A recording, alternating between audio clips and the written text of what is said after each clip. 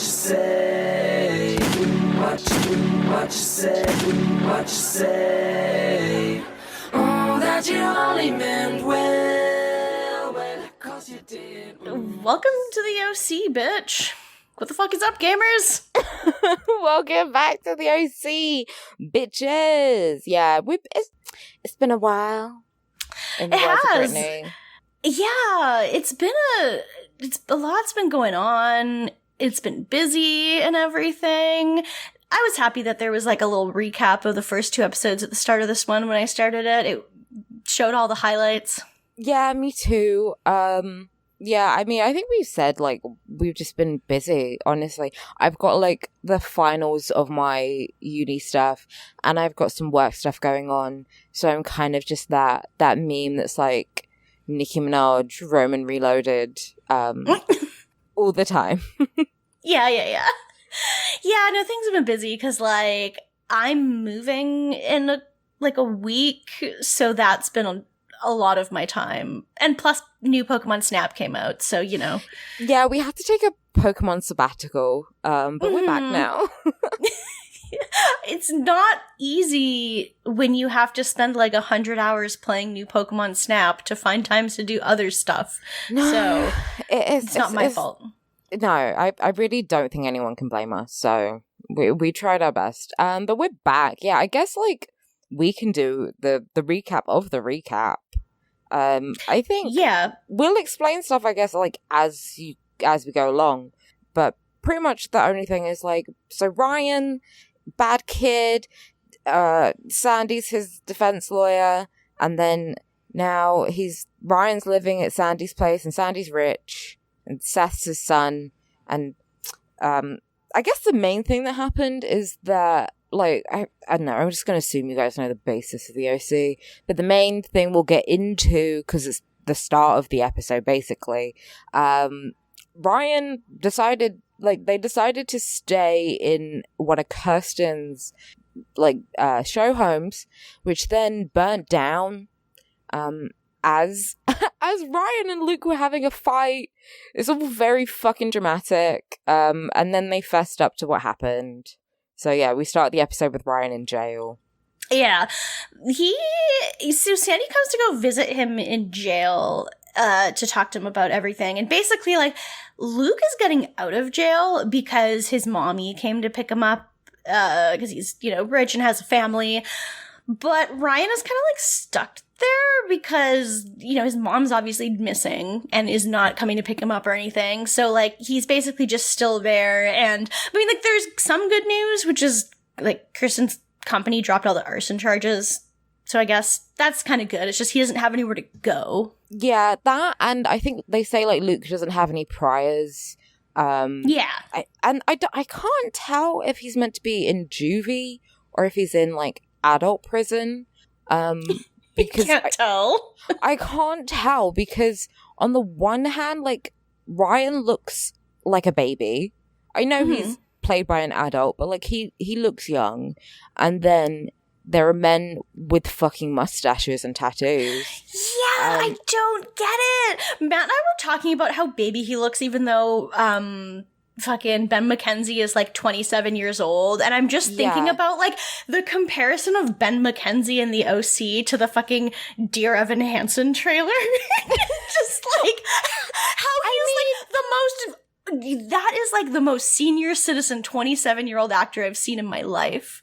I'm saying this as someone who's 30. He has sunken in eye bags, and I obviously know a lot of actors, and I know a lot of actors who are in their early 20s who are very talented and could take on the role. And I also know people who are 20, in their mid 20s to whatever, who still look young, right? Yeah. But this man has hollowed out cheeks, and I think in something he said oh, I lost weight so I look younger. Have you ever seen a teenager? They got chubby little fucking faces. They do. They have round fucking faces. And he's got a sunken in face. Also because he lost weight. So his face is sunken in. The thing they do, literally for surgery. If you wanted to look younger, they would put They would put filler in your face to make it look rounder. I don't understand why he lost weight. I don't know. Like, I imagine he can play a 17-year-old pretty well on Broadway because, on Broadway, you can't see his face up close. I was going to say because you're several feet away. Like, yeah, exactly. And I get that it's like, oh, he really, because he played Evan Hansen for ages. So I'm like, okay, obviously he really understands the character. But at the same time, like, okay, do you know what? In My Fair Lady, do you know what they didn't do? They didn't cast Julie Andrews, right? Yeah. She did The Sound of Music. Mm-hmm. You can still put him in a movie. Mm-hmm. Even though Julie Andrews played fucking Eliza Doolittle for like a year, like you can cast someone else. There are other people who are talented and charismatic is the thing. You could cast someone like Ben McKenzie, who still could look theoretically like he's in high school, even though he's absolutely way older than a 17-year-old. What, now? No, I mean, like, in the OC, where it's like, okay, it's fine to cast a 27-year-old here, because he does, like, he is very baby. Yeah, like, all of them, really, I guess apart from Luke, who looks old as fuck, but, like, all of them were a bit older, I think, apart from Marissa. Apart from Misha Barton, like, I think she was, like, actually quite young, but then she had done a lot of child acting before. So, I mean, that's the thing, is, like, for casting a teenage role, you either get someone who's in their early 20s who looks younger, or you get a young person who has done acting before. It's not that difficult, guys. It's not that difficult. Yeah, it really isn't. And I mean, like, I'm complaining about that movie trailer as someone who watches Riverdale. So, like, I have a pretty low bar for, like, or high bar? I don't know what, I'm trying to say I have a very high tolerance for people being adults playing teenagers, but, like, I'm saying this as someone who's seen Grease more times than they can count. True. So that's the other thing. I was saying to Stephanie before we started that, like, I watched this episode with my mother, so I didn't really take accurate notes, but she kept singing Sandy from Grease. Fair? Yeah, and I was like, all right. Now that's going to be in my head every time I fucking watch the OC. Thank you, mother. But yeah, so they're in prison. Like, I can't tell. I don't understand how fucking the California legal system works. So I don't know if he'd technically if that's a crime enough to be held in, like, the county jail, or if there's a juvenile facility he can be held at. But I don't know. It seems like a real jail to me. It seems like a real jail, but then also, like, later on in the episode, he gets, like, jumped in the fucking, like, cafeteria. And I'm like, you're telling me there's, like, not a single guard in the cafeteria? Yeah. Right? I really don't know. It seems like a place you'd want to guard when there's a lot of people there, and also, like, sharp objects. Yeah, maybe. But they really gotta emphasize how dangerous it is. It's dangerous, you guys. So yeah, Sandy's there, and he's like, well, if you had a legal guardian, then you'd be out of jail. However, you don't, so I'm gonna leave. Yeah. And, like, he is doing his best for Ryan, but, like, Ryan's also super jaded. At this point, he's kind of just like, yeah, I really just don't think any good is, like, there's no good solution to this, so, like, don't even try to help me, basically. Yeah, he also says that he doesn't want to see his mother, so, like, don't find her. Yeah. Then we go back to the Cohen's house, where everything is happier. Well, kind of. Seth is grounded. Yeah, and which, like, where else would he be going? But he's obviously like, well, why can't we just be his legal guardian? And Kirsten's, again, like, it's not adopting a puppy, Seth. And they're kind of having the same kind of debate of, like, Kirsten is trying to be realistic. Seth obviously wants Ryan in the house. Sandy's kind of caught in the middle.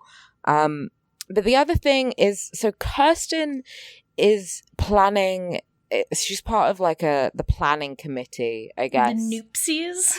Yeah, it's really just, like, all the mums of OC, of Newport Beach, are all getting together, and they're hosting, like, a charity casino event.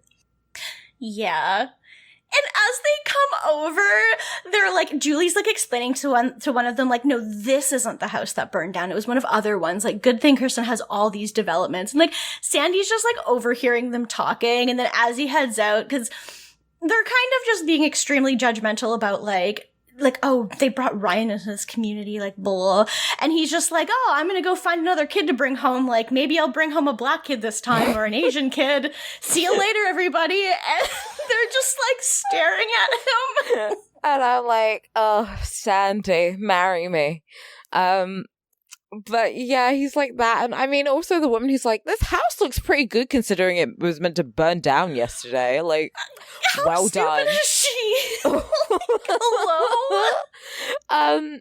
But yeah, then they sit down and it's all just very like fucking stupid tangential conversation. They're like, oh, but do we want a Monte Carlo theme or do we want a Vegas theme? Do we want Atlantic City? Like, what are we gonna do? And obviously Kirsten is just dying inside. It's like not conversation she wants to have. She's an intelligent woman, because again later they complain about how she works. Imagine a working mother. But like she's an intelligent woman who doesn't really want to be having stupid conversations like this. It doesn't really matter. Yeah. No. So she like takes a Bellini and goes outside, and Seth is trying to sneak out and just runs into her like drinking outside away from them all.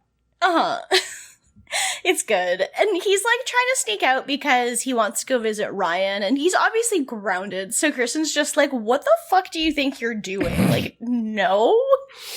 And He's like, I was gonna go see Ryan, and she's like, no. And then he's like, do you want to come with me? And then she just looks in at all these women, and she's like, give me 15 minutes to wrap up. Yeah. I love this for her. I love that she has all these people in her house and she's just like, bye, I'm leaving. Immediately, 1 minute into the conversation, she's like, please get out of my house. Well, like, mood. They're all being just super judgmental and they're all like, I'm sorry, but like, this one woman comes over and is like, this is the house that burned down. And it's like, do you not know Kirsten at all? Like, do you not know what her job is, that she like has model homes? Like, I don't understand. You're in her house. Do you not know this? Not even that. I'd be like, do you have eyes, bitch? Well, yeah, that too. Yeah, that too. I think I'd be like, this person is so stupid that like to have them in my home is really quite insulting. So I'm going to ask them to leave. It's impressive if she wraps up the conversation that quickly, though. I'm very proud of her. Especially when the conversation is like, oh, well, like, you know, there's a difference between Monte Carlo night and Las Vegas night, because, you know, Monte Carlo night would be a black tie event, and we don't do more than one black tie event in 1 month. And it's like, what the fuck are you talking about? What does this mean? Yeah, I'm like, this is... Kim, there's people that are dying. Yeah, literally that. So Seth goes to Marissa's house and like we get a scene of Marissa and Summer hanging out. And I mean Matt's comment about how Rachel Bilson is just like topless in every episode so far. Love that for her. Yeah. Although she was probably like 17.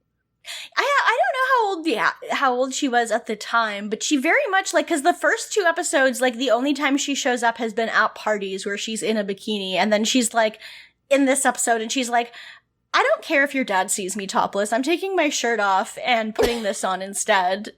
Yeah, she's like, yep. Because Marissa's like, my dad's home, and she's like, even better. Like, true. Okay, I'm gonna fuck your dad. It's the worst thing anyone can ever say to you, but... I would be really disturbed if any of my friends said that to me in my house. Oh, okay. Yes, me too. And my dad was there. No, she was like 22, so I think we're good. Yeah, that seems pretty normal. I feel like it would be like, if she had been like younger, it's... I don't know, yeah. I feel like it would have been weird for them to have her do that. Not that it's unheard of, but... No, I mean, I think recently Misha Barton has said that she felt like bullied on the set, mainly by some of the guys. I mean, shouldn't name names, but I'm like, that sucks. Yeah. Especially as I think she was one of the younger ones. So I don't blame her for stepping back from acting, really. Yeah, no, for sure. And from the show in general, so that sucks. But yeah, they're in there, and then Marissa is trying to call Luke, who is not speaking to her. We get a scene. So Summer's fantasy comes true. Marissa's dad like opens the door. He really should have knocked. If you're not knocking, once your kids are fucking hit puberty, you knock. That's when we're at knocking stages, right? Before that, I think you can knock and then just go in, but like you knock and wait for them to come. Once we're at like 11. So he opens the door and he's like, "Oh, sorry," and someone's just like, "It's fine."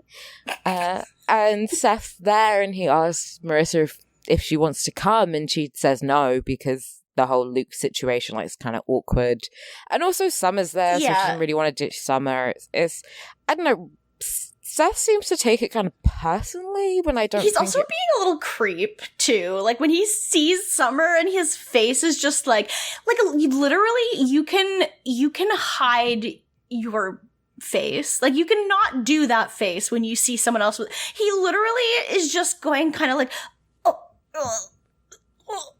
topless girl, and he's like smiling. You can hear like a boing, you know. Yeah. It's kind of cringy, and when she closes the door to speak to Seth, she's like, "What's that, Seth? A Star Wars convention?" And he's like, "You could have at least said X-Men, I guess, because this is 2003, so X-Men was like really cool." And yeah, she says no. Seth kind of seems to take it personally. I don't think it's that big of a deal. I mean, she's saying no because of Luke, I guess, and also because Ryan said like, "I don't want to see you anymore."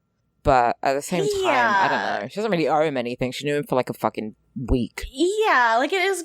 She says it's complicated, and it is. Like, she does barely know Ryan at this point. So, like, fair. And I mean, the way she left the house when Hallelujah was playing and she was crying, like, I don't really blame her for not wanting to, get involved in this mess again. No, she truly only knew him for like a couple of days. So yeah, they go to the jail. Well, actually, I guess we get the scene of Ryan getting jumped in the cafeteria. There's like the guy. He's from. He is the same guy from Veronica Mars. Okay.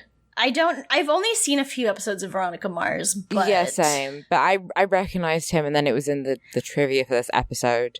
Oh, but okay. He's basically playing, like, a tough guy. And... Yeah, they very much were like, let's racialize this as much as we can. They were like, yeah, let's get the Latino guy in here and kind of make it look like he's in a gang. And then he's just going to randomly attack the white guy. Don't ask questions. I will say, like, I did notice, I don't know, the show is very white. And then as soon as they're in the prison, everyone is, like, black or brown. Yes, and they also have, like, a different filter over the prison scenes, so it reminds me of, like, in The Americans, how, like, the U.S. is just shot in, like, regular film, and then you go to Russia, and everything has, like, a blue filter on it, so that you know you're in the Soviet Union. How else would you know it was cold if it's not blue? Yeah, or, like, when Breaking Bad goes to Mexico and everything. How else would you know you're in Mexico if it's not orange? Yeah, exactly. You know what I mean? Or when they're like, let's do something, and this scene is in the Middle East, and everything's just brown. Like, oh, yeah, of course. Yeah. How else would I know? So, yeah, everyone in prison, because prison's scary, is brown. Don't worry about it. I mean, I know, like, the demographics of jails and prisons and stuff is, like, massively fucking skew with, but, I mean, casting-wise, it's very obvious. Yes. So this guy, like, jumps in, like, puts a plastic fork up to his neck, enough to leave fucking vampire bites, and for some reason has a massive issue with Ryan, and I don't know why. I guess they're trying to do, like, I don't know, pick on the fucking small guy thing, you know, but also, like, there's not any reason.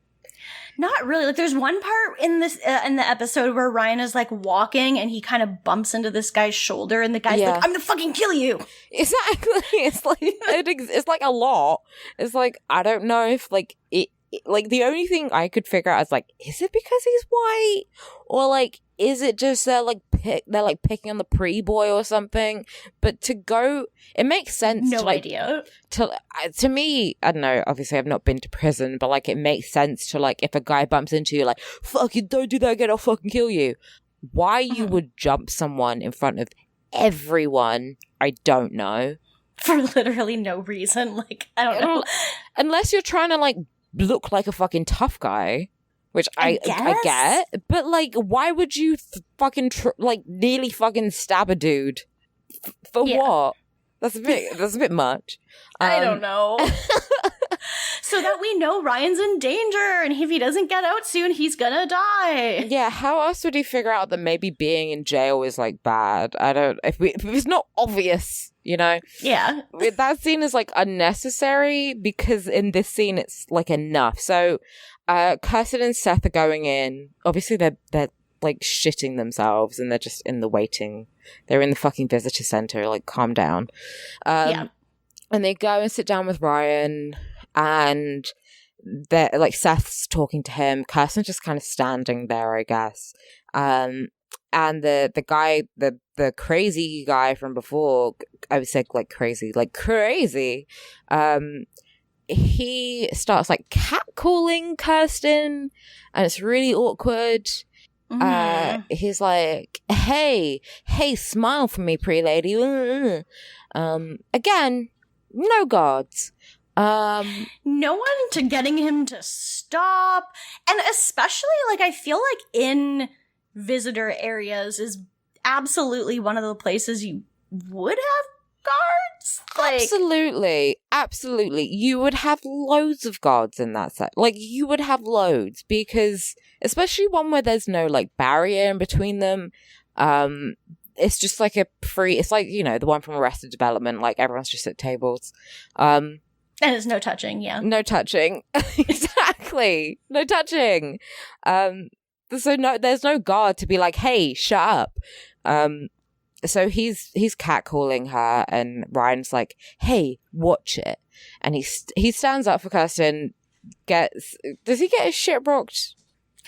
Yeah, he kind of does, because then the guy comes over and he's like, are you telling me to stop doing this? And he's not complimenting, he's commenting on her body shape and everything, and then him and the guy get in this big fight. Right before that, Kirsten's just like, Seth, we are leaving. And but yeah, then they get in a big fight. Yeah, they get in a big fight, and then the guards finally fucking come in and break it up. Again, this is the worst fucking jail. How could you not break out? I don't understand. There's no guards anywhere. But yeah, they finally come break it up, and then we go to the next scene, and it's back at the Cohens' house. Sandy comes home, and he's like, you can hear video games playing, and he's like, Seth, I thought I told you no video games. And he turns around, and Ryan and Seth are playing like PS2 together. It's cute. And then Sandy's just like, Kirsten, we can't just keep jerking him around like this and like taking him home and then letting him go to jail and then taking him home. And then she's like, I couldn't just leave him there. They were gonna kill him, Sandy. They were gonna I mean, like, they didn't even have to have like, they were gonna kill him. Just have like, he stood up for her. And she realized that, like, oh no, he is a good kid. Like, he put himself in danger to protect her. Yeah. You know, and that's just like, and then maybe she comes around to it and she's like, yeah, okay, we still need to find his mother, or like get him into a care, you know, of an adult of some sort. But at the same time, like, the fire was an accident, and he also put himself at risk for me. Like, he's a good kid, you know? That's a logical step, I think, for a human being to make. Yeah, no, it makes sense in this context for this development to happen. Yeah. Mm-hmm. And I think we go to Julie and Marissa next. oh my God, their whole mother-daughter dynamic is so stressful. I mean, it's very realistic, I think, but like, Marissa's just being like kind of mopey, and Julie's like, oh honey, why are you so sad?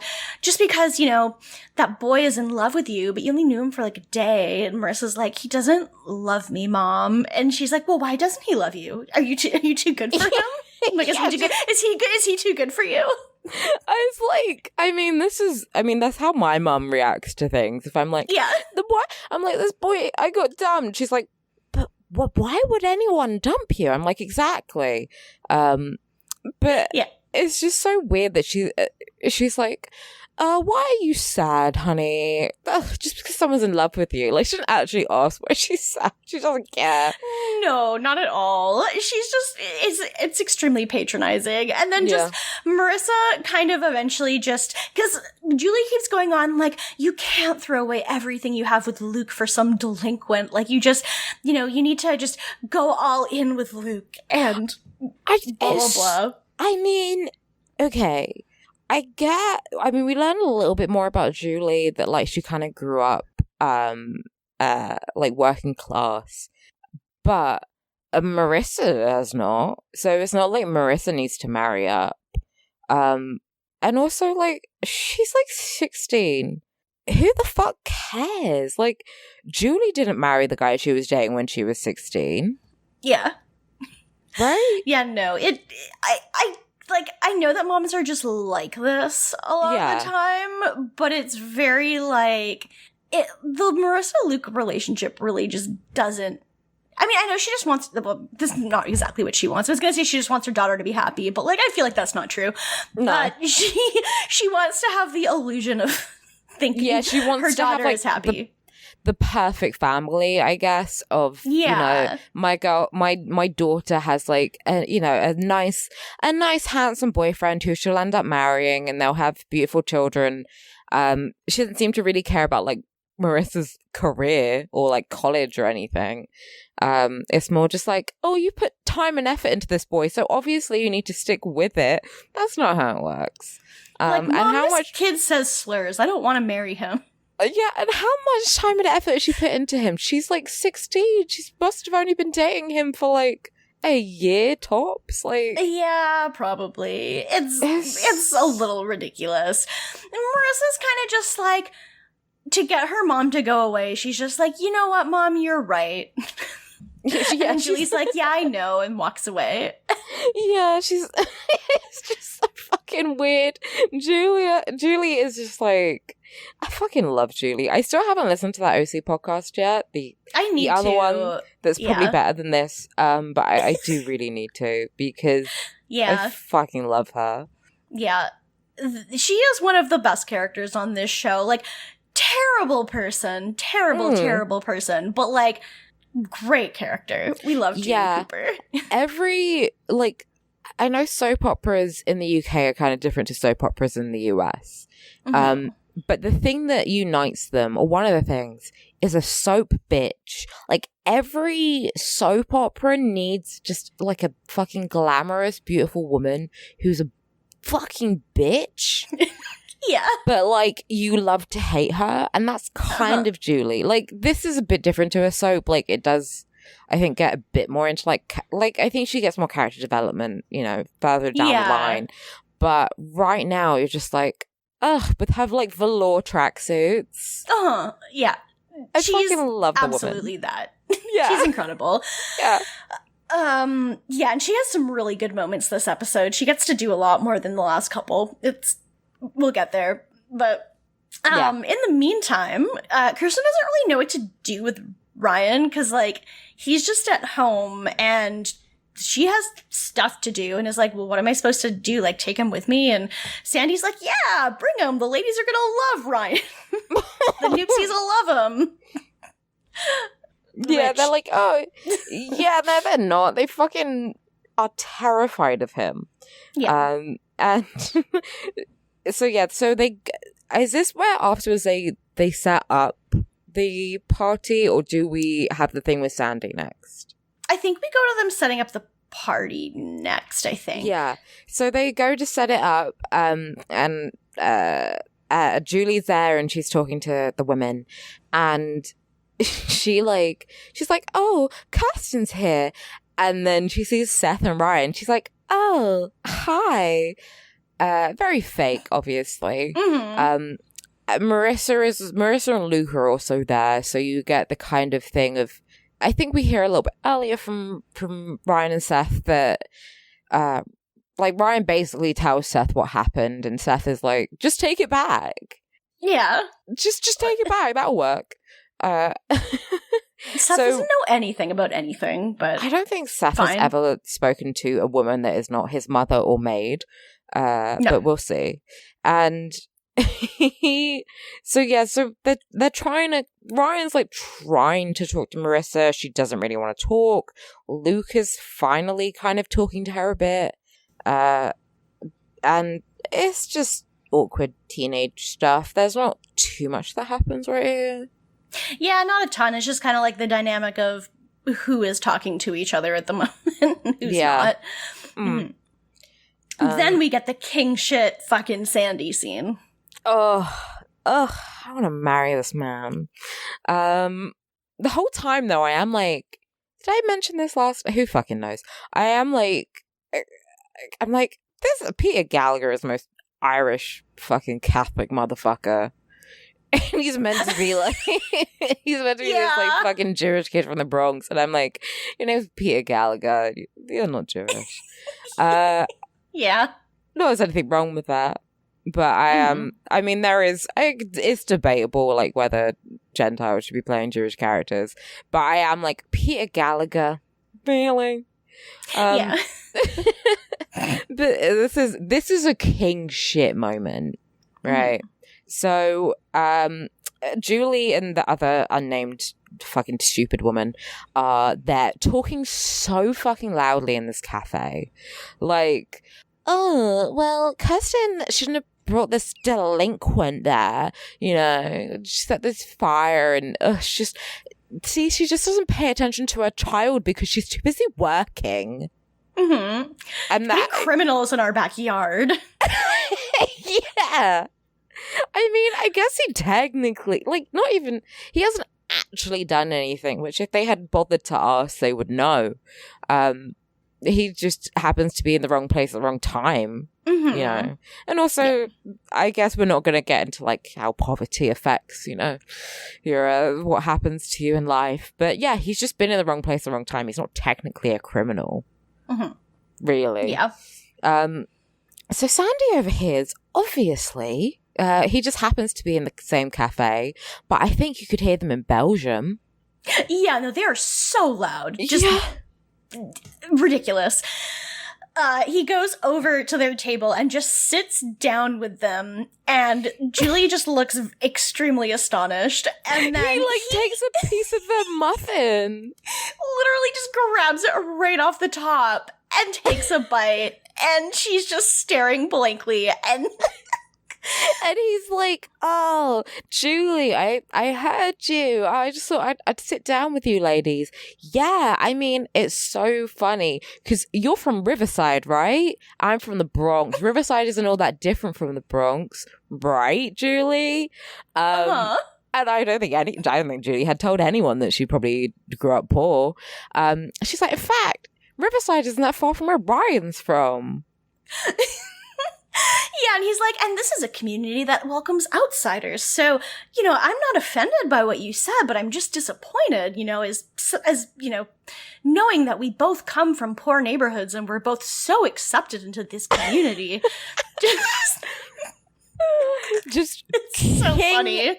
Shit, right? Just like bodied. I mean, I don't know whether I don't know if Julie's like told people that or whether she has spun it slightly differently of like, I worked my way up, you know, and didn't just like marry well. Not there's anything wrong. I mean, I still think marrying well is working your way to the top. Don't get it twisted. But it's obviously pot kettle black to do that, really. Yeah, and she definitely would have. She has shame associated with it. Yeah, she's putting Whereas on Sandy airs. Sandy is very open about it. He's just like, yeah, I make way less than my wife does. I married into this society, and he's like, I didn't come from anything. He's like, I married well. I'm from the Bronx, like J-Lo. Yeah. In Jenny from the Block, where she's like, from the Bronx. It's exactly that. Yeah. Every 5 seconds, he's like, from the Bronx. It's great. And then he just walks away. It's like, he gets a call, actually, that they found Ryan's mother. So he's like, excuse me, ladies. Nice sitting with you. Yeah. Then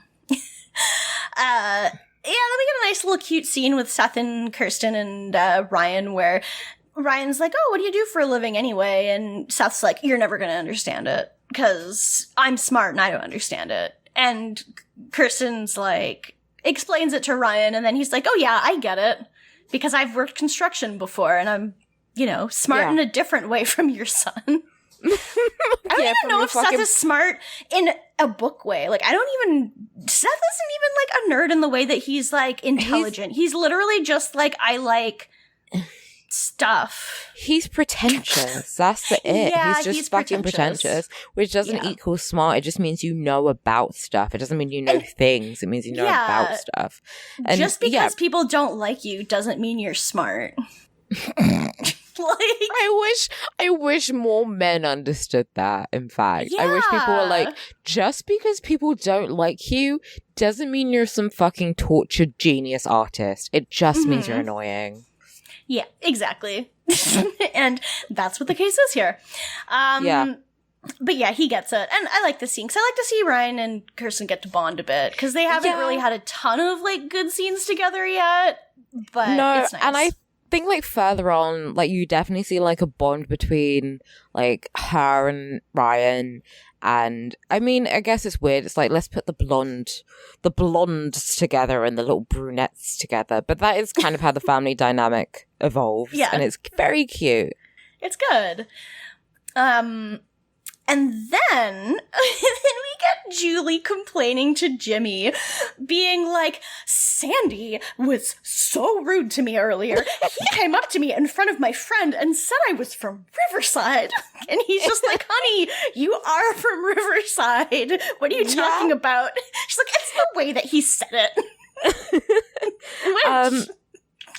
Yes, yeah, he didn't. I mean, he was making a point.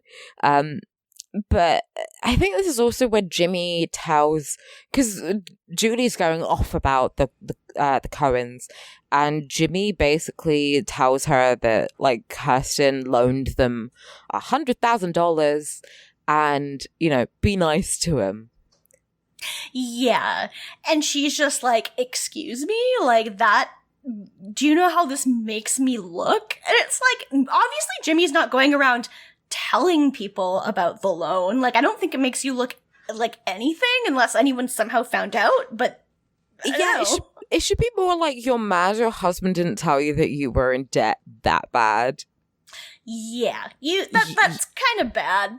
I feel like that's like, I mean, that is like nearing divorce territory. Think of if my husband just told me that he like got out of a huge loan and he was like, I was gonna tell you, I'd be like, I'm gonna fucking kill you. I'd be like, you better leave this house in 5 minutes, or else I'm gonna like just go ballistic. 'Cause that's a big fucking thing. But she's like, oh, this makes me look so bad. She's more worried about having a debt to the Cohens than about the fact her husband lied to her. Yeah, which like, you should just be lucky that your husband isn't getting thrown in jail for doing his stupid white-collar crimes. Yet. Yeah. Okay, yeah, good point.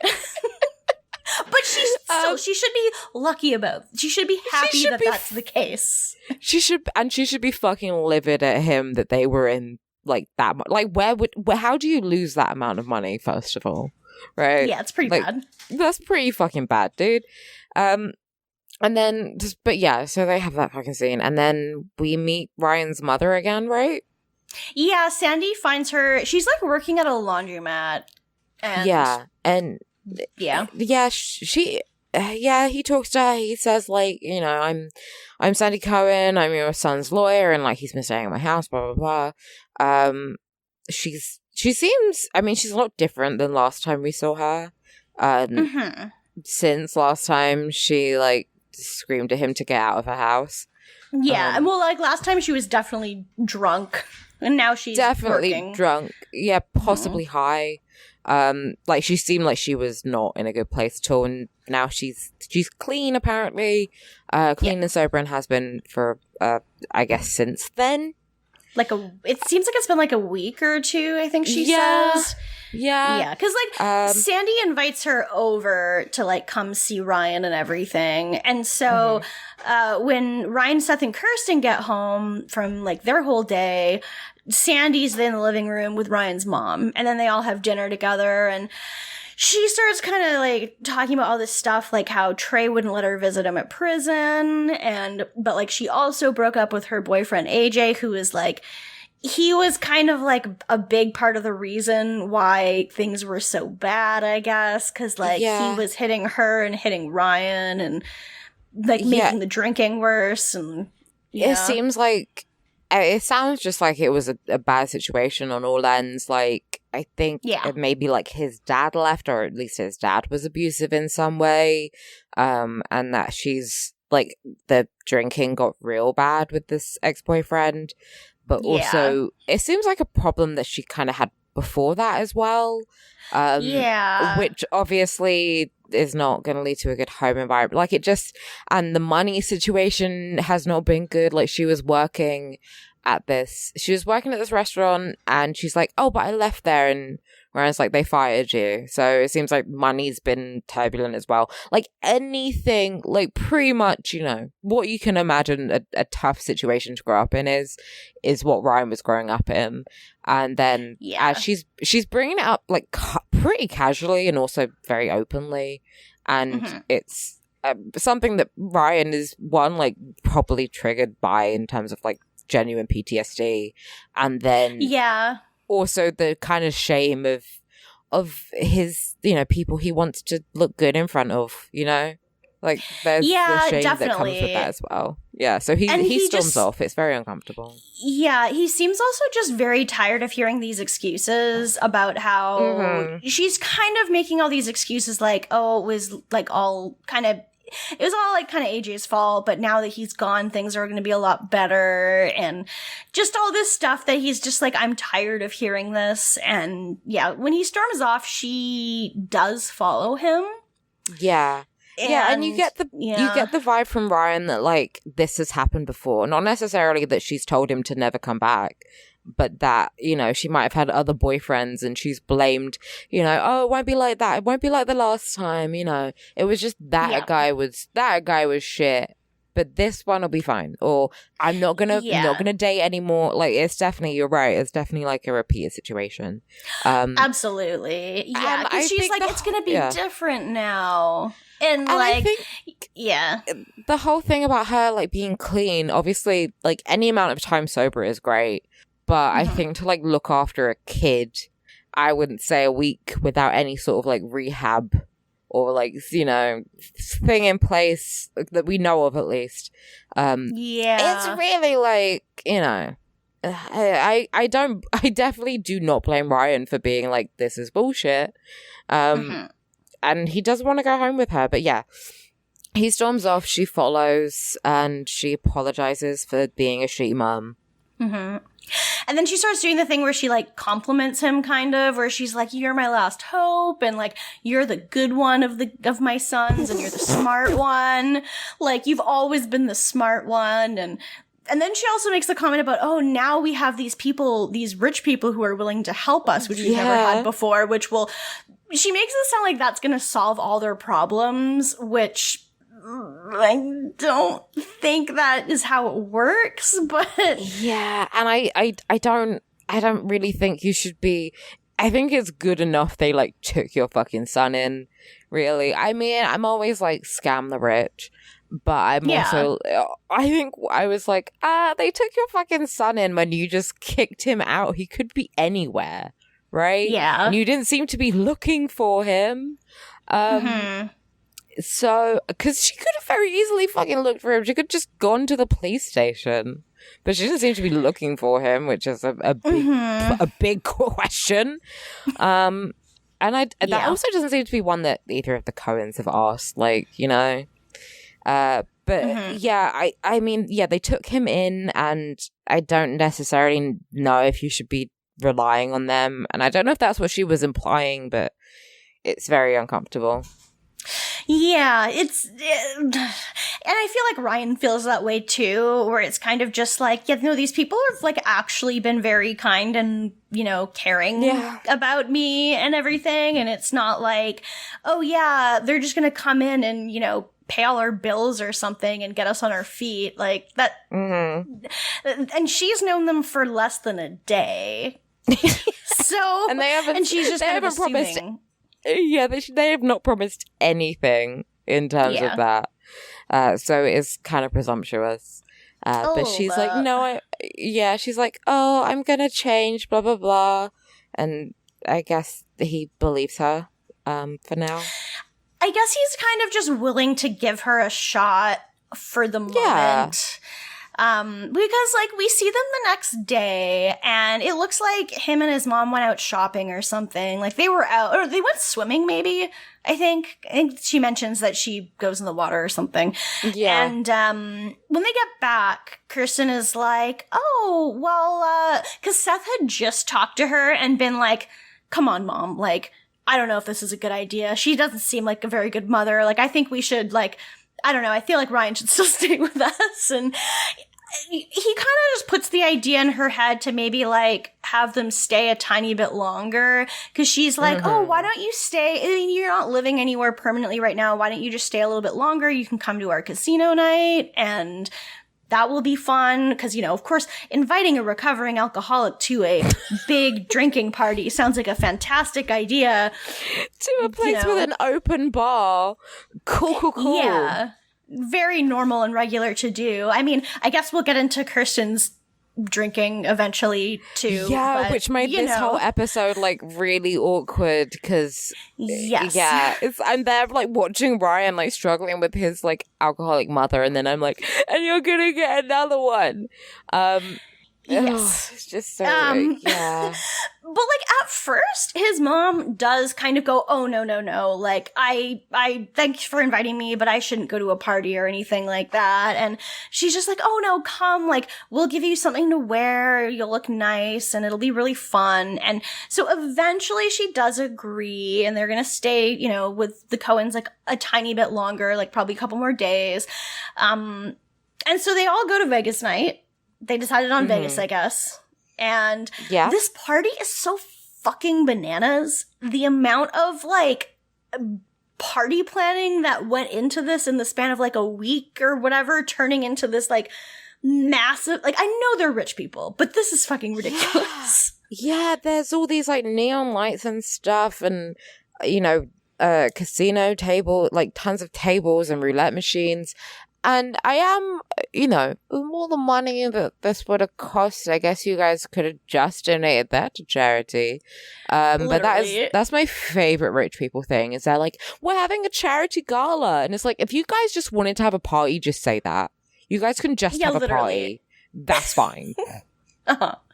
Yeah, but no, it's for charity, so you get to pat yourself on the back about it when you go and spend all your money. Yeah.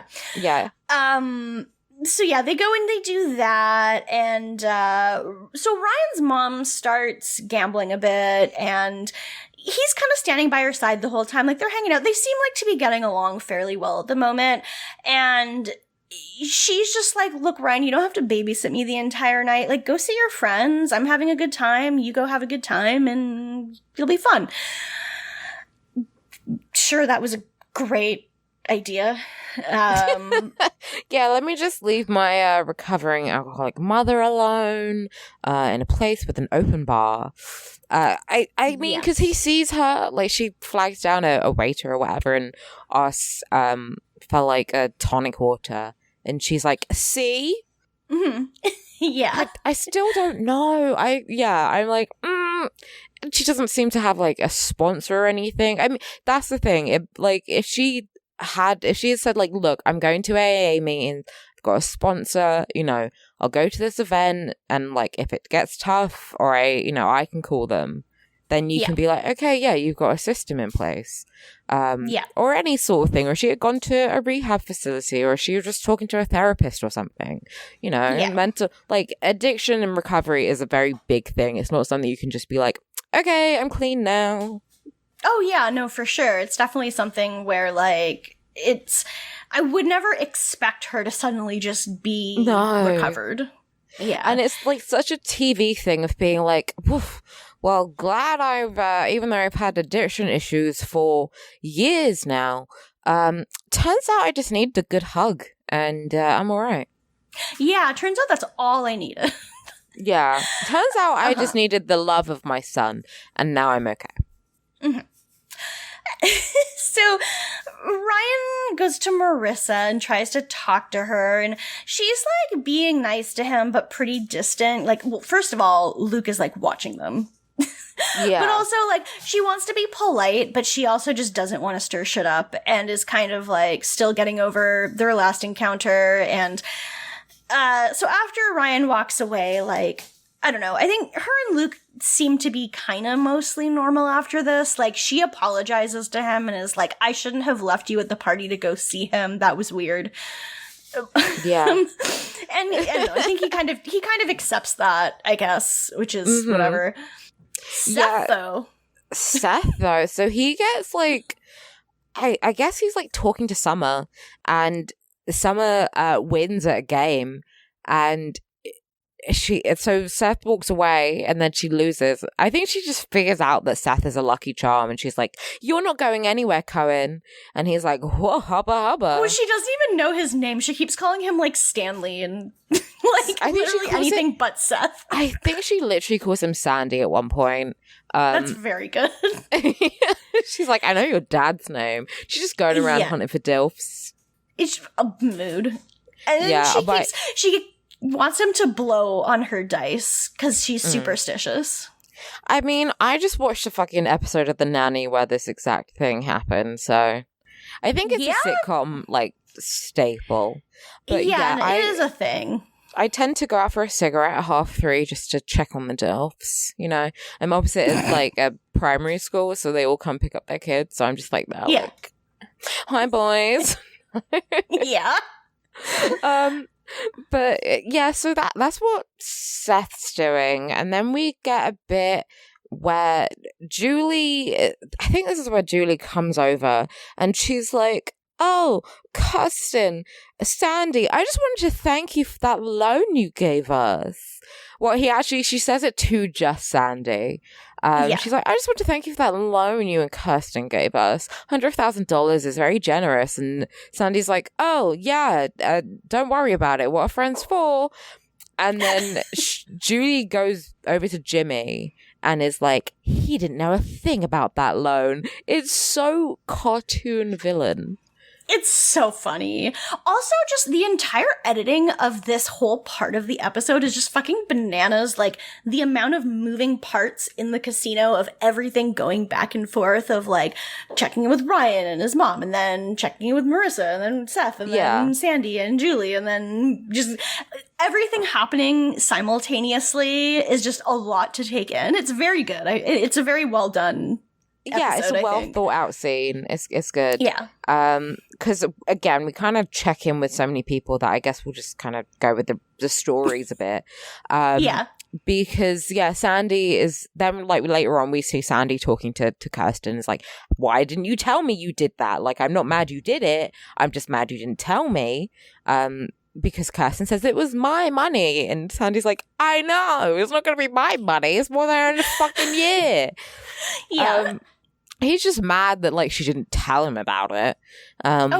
Which is fair enough. And they figure it out. I think this is where she kind of sees, because at that point she then sees Ryan's mother has had too much to drink, and she does order from the bar at one point, and she orders the same drink Ryan ordered, like, a couple of episodes ago. Which I noticed, and I was like, "Oh God," because that's a nice obviously touch. It's a nice touch. It obviously means that he learned that from her, or like had little sips of it, and was like, "This is nice."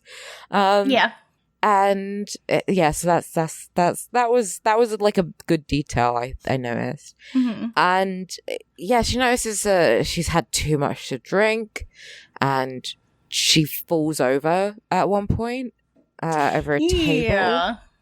Yeah, I mean, I see my parents. We've all been there. Like, I've obviously seen people drunk many a time, and I've been in among us hasn't fallen over at a party.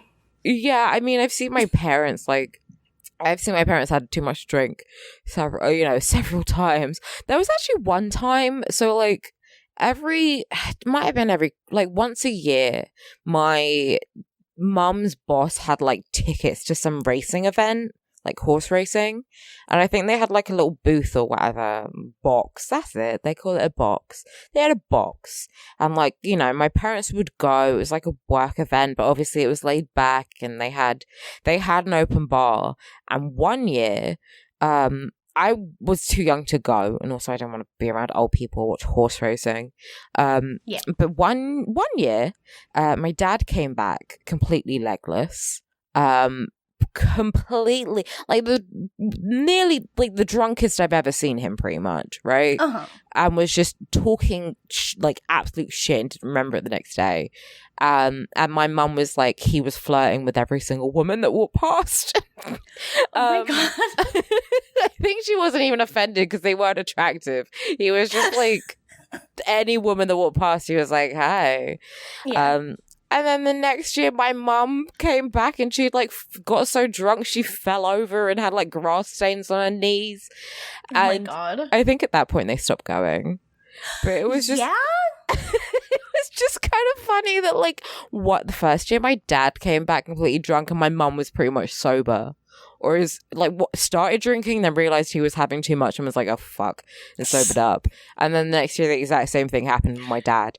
So, well, the thing is, parents, at least in my experience with like my parents, with like my mom and my stepdad, for example, they will just like alternate who gets to drink at like an event. So that because it's like one person has to be the designated driver. So one person will be like, all right, I can just get shit faced. And then the other person will be like, okay, yeah, no, I'm good. Yeah. My parents usually do that. Like my mum likes driving, so she'll usually be the driver. And I mean, usually if they're going out, like they don't really go out, obviously not now, but like if they're going out somewhere, usually my dad will have like a few beers, and my mum might have like one because she's driving or something. Yeah. But I mean, it's like it's definitely embarrassing, and it's like an uncomfortable thing to see your parents drunk, and I think it is shown really well, but I do think it is so over the top that like she falls over this table while also like completely slurring every single word she said, and she's like, "Oh, someone help me up!" Very much yelling, and every single person in this casino is just staring at her. And Kirsten has to be like, "It's okay. Oh, it's just it happens to everyone." Blah, blah, blah. It's like, I think it like, and especially as we already know has like the problems with drinking.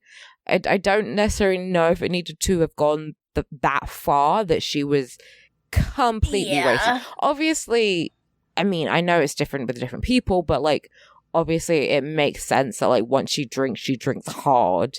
But that's true. It would have just made sense if she had gone over to Ryan or something, or she was stumbling a bit and someone realized that she had been drinking, and they could just smell it on her, Yeah. And I mean, like, you could, if you were watching her even remotely, you could see her ordering drinks. Because, like, before it happens is when Kirsten goes over to her and is just like, "Don't you think you've maybe had enough? Like, maybe you shouldn't have another one." And it's not like they need to babysit her or anything, but like, maybe having someone just at least kind of check in every once in a while to be like, "Hey, how are you doing?"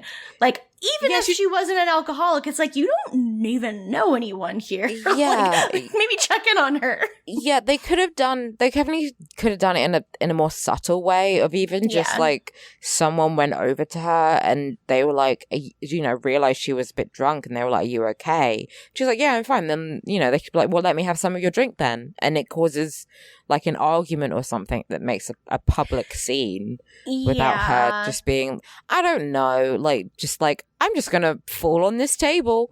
I mean, I guess it's kind of very much like the prison thing where they really wanted to show us just how much Ryan couldn't be in the situation he was in before.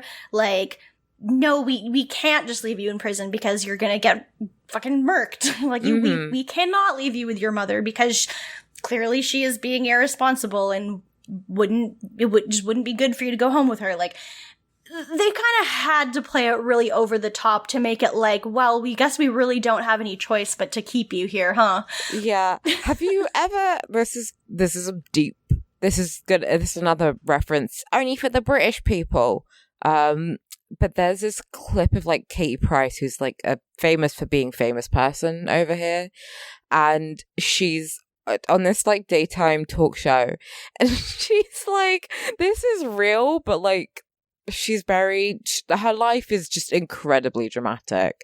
And she's like, I was held over at gunpoint. My son had a kidnapping threat. My horse got run over by a car and died. I caught my husband cheating on me in the stables. And she's just like going through all this shit that's like happened to her within like a year. And that's how I feel like this episode is like. That's like, just what the OC is. That's the plot of the show. That Ryan is just like, so my dad was abusive, my stepdad was abusive, my mum's an alcoholic, my brother's in jail, I was in jail, I was adopted, I was in a house fire, I was in jail again. And it's like, this happened within a month. Yeah, and this is only episode 3. Can't wait to see how the rest of the season goes for him. Yeah, it's just that clip is so, I mean, it shouldn't be, it's one of those things that shouldn't be funny, but it is. It's a lot to... Yeah, that is very dramatic. Yeah, exactly. Like, she was like, I think she was like, my horse got run over, my other horse, I had to shoot, they would have got held up at gunpoint in South Africa, got run over by a car, broke both my legs. It's Jesus. It's to bless her heart. She's had a tough fucking life, but she's a strong woman. Love her.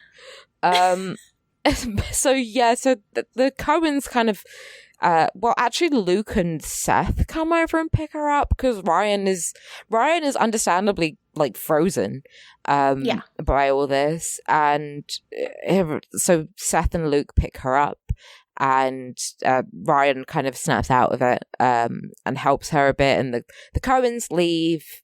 And Kirsten tries to do damage control, and it's just like, oh, she just had a few too many. It's happened to all of us. Everyone, go back to what you're doing. It's just the way everyone stops. Everyone is like watching it with secondhand embarrassment, staring, and then Kirsten being like, "Don't worry, she's with us." And it's a lot. It's a lot. Everyone, you could hear a pin drop in there. I don't know why. So, like, someone just fell over. I can understand that making a commotion, but then you'd be like, oh, she's all right. Okay, cool. Like, honestly, like, they go to parties so often with a lot of drinking. You're gonna see... It's like there's plenty of rich alcoholics, too. I was gonna say...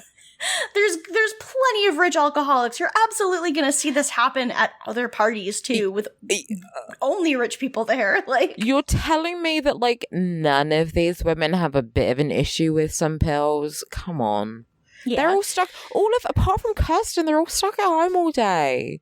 Which, again, like, thinking of that, I was like, oh, all these women are, like, rich housewives stuck at home all day. Of course they're having a couple glasses of wine. And then there was that scene from The Simpsons where Marge is like, oh, I guess all the housework's done. I guess I'll have a glass of wine. And it goes, dun, dun, dun. Yeah. Yeah, I imagine there are several women like that. Like, yeah, they're not even just the women, but the men. There's all fucking rich people. Rich people can drink too. And they do. They fucking do. They neck it back. Why do you think this place has an open bar? That is a good point. Mm-hmm. But yeah, so they go home. I guess we go to the next day, and she's heading out. Yeah, Ryan's mom's heading out. She's got her jean jacket and jeans on. She's trying to sneak. Yeah. She's got a Canadian tuxedo on. Yeah. I think she had it on earlier. I was like, goth queen. But she's trying to fucking sneak out on her son. And she's a terrible mother. I'm sorry. Minus, like, even without the addiction issues, because, you know, it's a disease and everything, but it's obviously affected Ryan quite deeply. But I'm like, well, without that, she's just like sneaking out of her son. She didn't bother to try and find him, and now she's just sneaking out. Like, it's one thing for her to maybe in a temper be like, get out of my house. It's another thing because, like, okay, yeah, whatever, we all say things in the heat of the moment, and that, you know, should have said it, but like, you know, my parents have said stuff to me and then they're like, I immediately take that back. But I'm like, even without that, you're trying to sneak out on your fucking 16-year-old kid. What are you doing here, lady? Yeah, and then, like, because she gets caught, because Kirsten comes in, like, to check in on her and see how she's doing, like, as she's walking out, she's just like, Kirsten's trying to be like, you can't do this. Like, your son is here. You can't just walk out on him. And she tries to pull the whole, like, this is the first good thing I ever did for him. Like, which, okay, yeah. I mean, you could also just have that conversation with the Cohens and him and be like, I need to look after myself.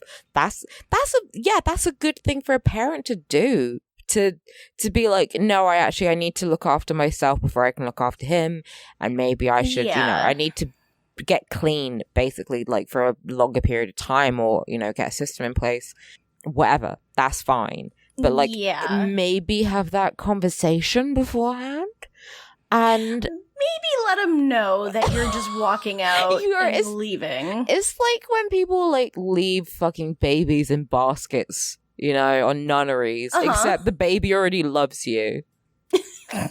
You know? Like, you're just abandoning your child. Cool.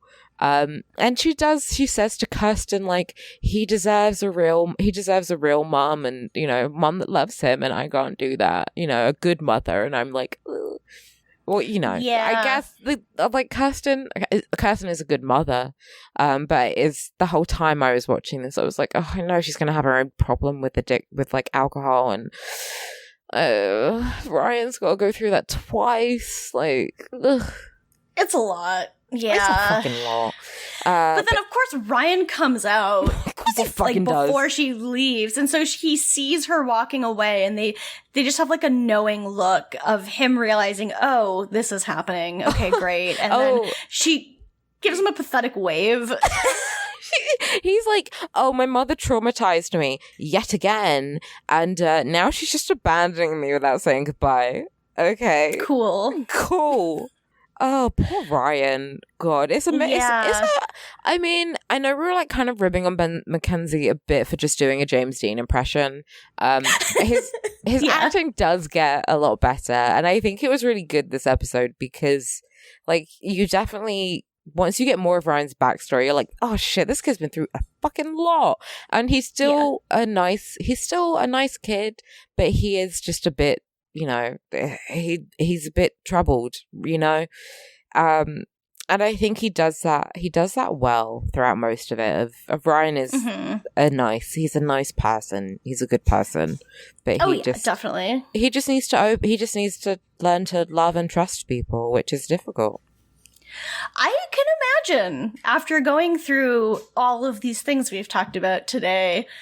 Even you would be a bit troubled. You would be a bit troubled by stuff. You might have a hard time opening up to people. Yeah. So I think he does a good job. So that's kind of the episode, right? Or do we get a bit with Sandy and?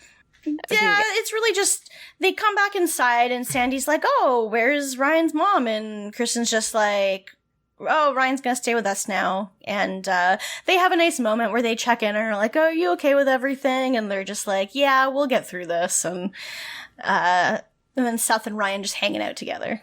Yeah, besties. They're already like brothers. Ugh. I love it for them. Yeah. Well, that's the episode. Episode 3. So I feel like there's like not much to rank here because Ryan is obviously the best one of okay, Summer was barely here. Marissa was barely there. Marissa's barely there. Like everyone else has like a couple of scenes where they are doing anything of note. So it really is like Ryan's episode. And like I said, I think Ben McKenzie does a great job. And I think he, stays that level for the rest of it. Like, again, I think all of them do a really good job with the characters they play. I just really think this is where we're getting a lot of depth from him, which is good. Definitely. We love to see it. Mm-hmm. I think that I would put Seth last because of the moment where he walks in and sees Summer in her bra and then does the fucking jizz in my pants face. So that's bad. I know he's a teenage boy, but I find it hard to believe that neither Kirsten nor Sandy was like, hey, if you see someone like a half undressed, like don't ogle them. Literally, they live somewhere where people are in bikinis on the beach all the time. Like, you get used to it probably of not doing that. I don't know.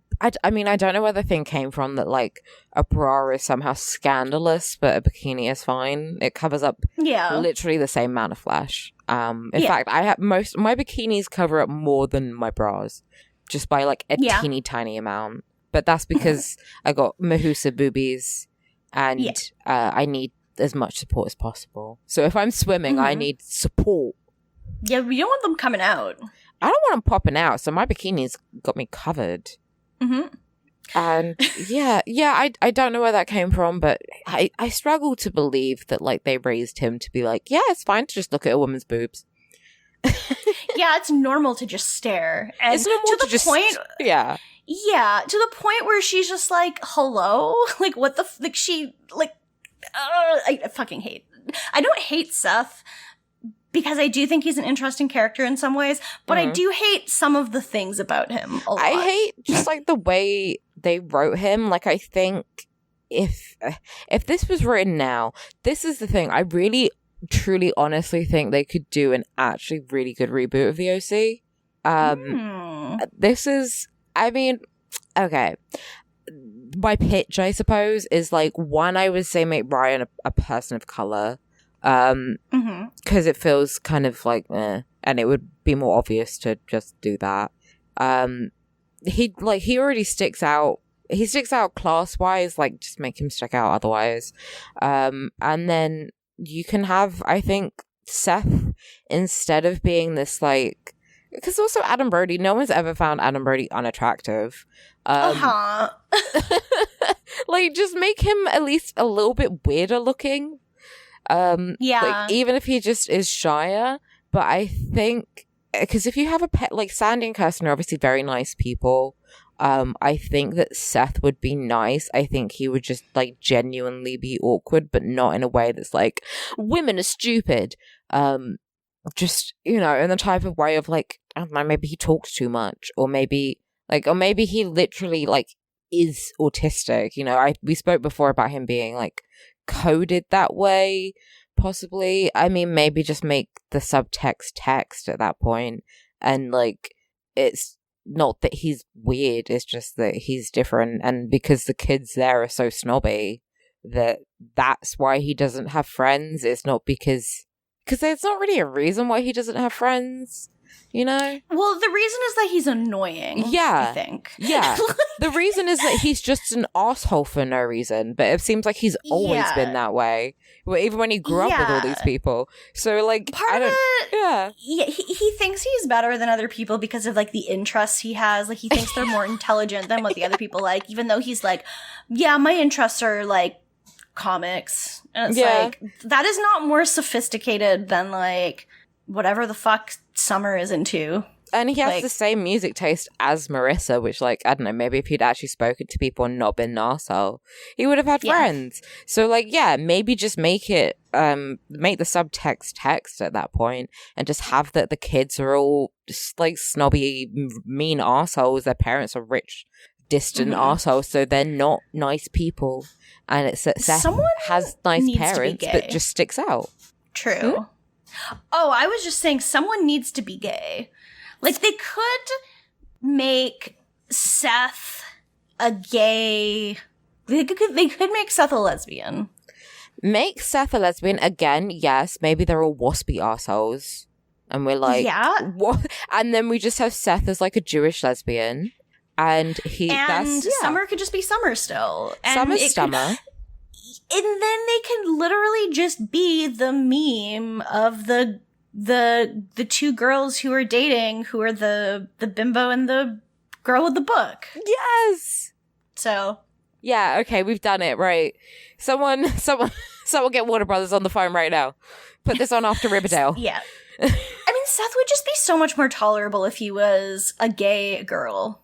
Yeah, let's make him a Jewish autistic lesbian. And we'll also have Marissa still. Marissa is just bi now. Like, she's just straight up bi. Yeah. Summer is a lesbian, but she's like full bimbo lipstick lesbian. Yeah.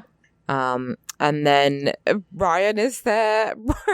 Ryan is the fucking one like cis het dude that is just friends with the lesbians. That everyone has the one in their friend group. Everyone just has the one fucking straight friend in a group. I realized, like, I'm the fucking cis friend in my friend group. Like, I'm just like, hi, I'm just the nerdy token cis friend.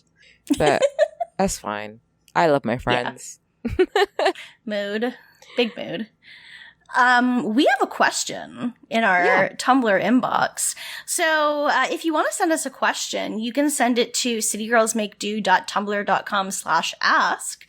And our ask is from friend of the show, Steph, 2x2 Furious on Tumblr, who's asking, would you say Sandy Cohen is an unproblematic fave? I mean, well, like I said earlier, there's the character. I can't think of any problems we have.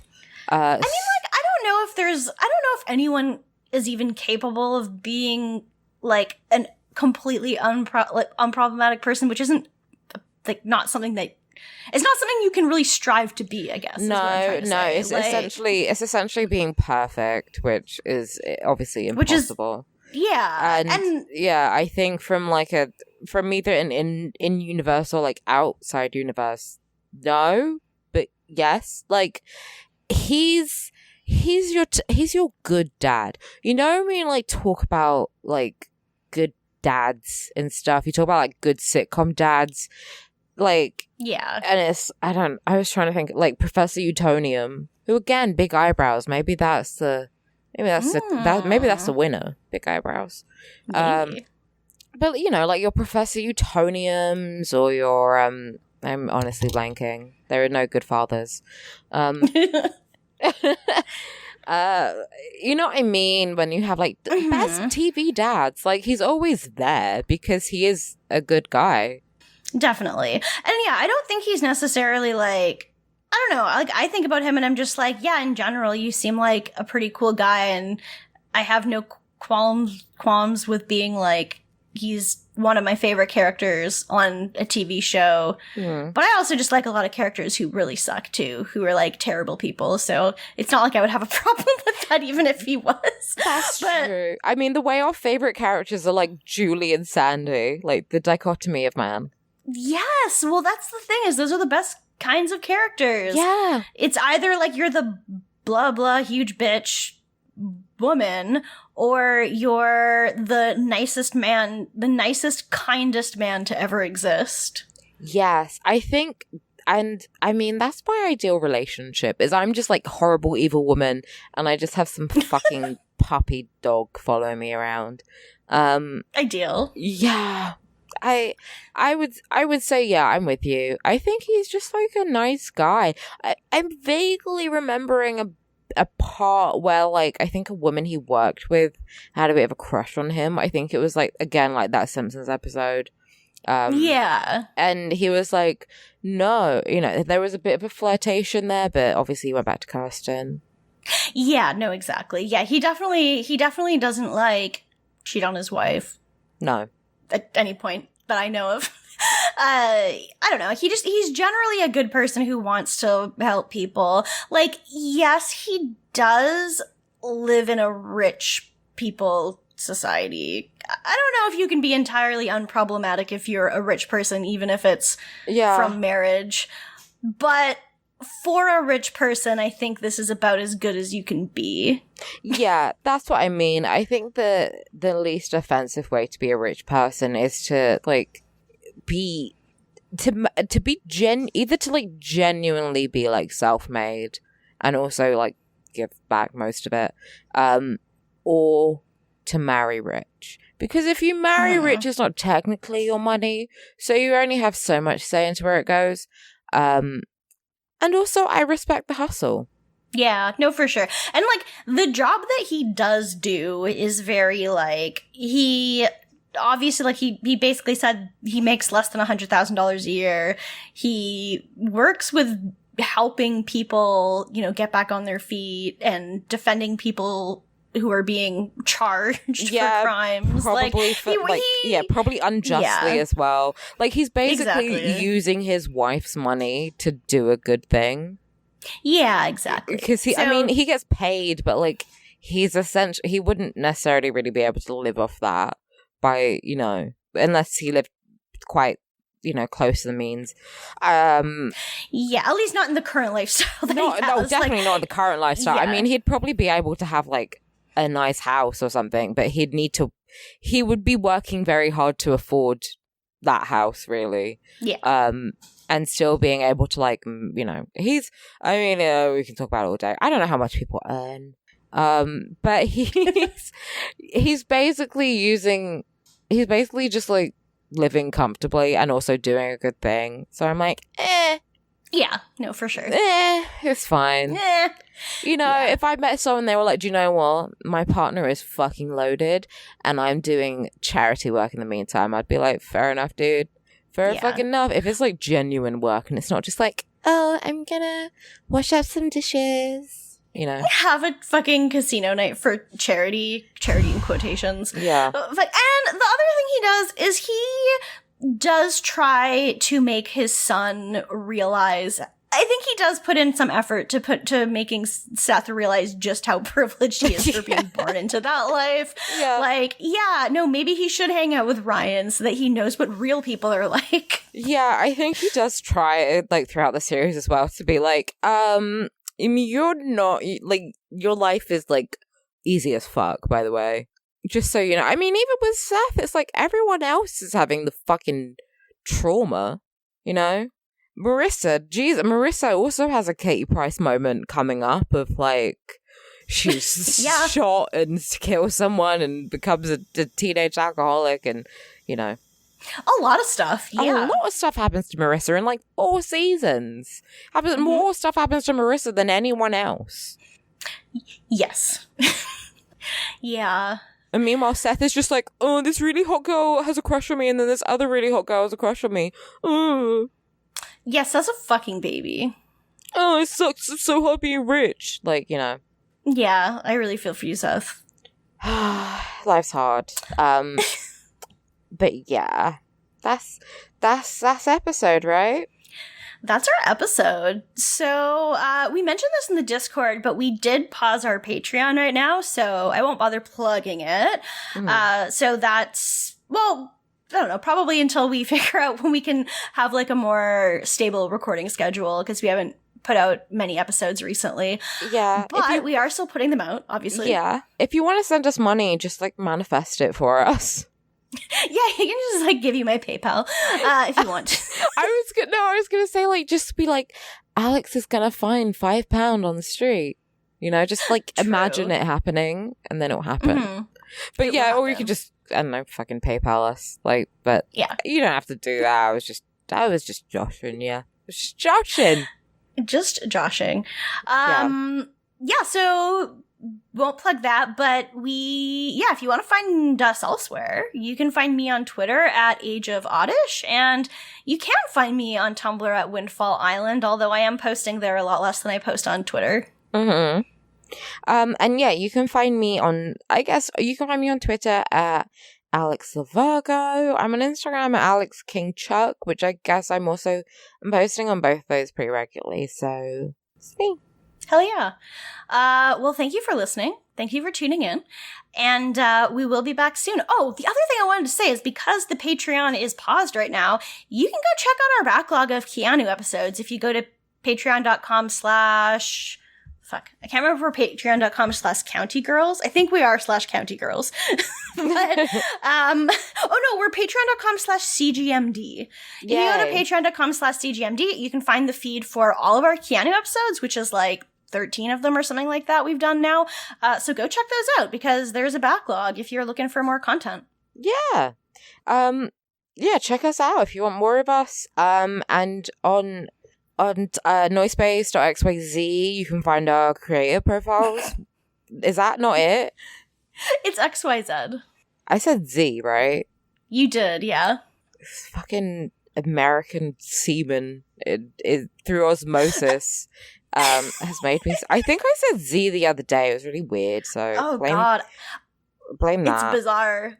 Yeah, no, I hear Canadians say it sometimes, and I'm just like, what the fuck is wrong with you? You're Canadian. Why are you saying Z? What is... What the fuck? I'm blaming the fact that I have dated now a couple of American guys, so I'm like, fuck. Guess I'm a yank through osmosis. I don't want that to happen. I'm sorry. Don't be so hard on yourself. Thanks. I'll try not to self-flagellate too much, but yeah, XYZ, you guys.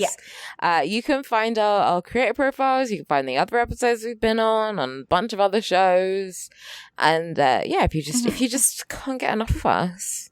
Exactly. Well, thank you for listening, and tune in next time we put out an episode for episode 4. Hell yeah. So long and good night, gamers. Kiss Keanu square on the lips. Mwah. Fuck cops. Mwah. And fuck cops. Bye. Bye. We got more bounce in California than all y'all combined. We got more bounce in California. We like to party all the time. We got more bounce in California where the hustlers all reside. We got more bounce in California. Rolling easy when we ride. Well, excuse me for a while, but it's time to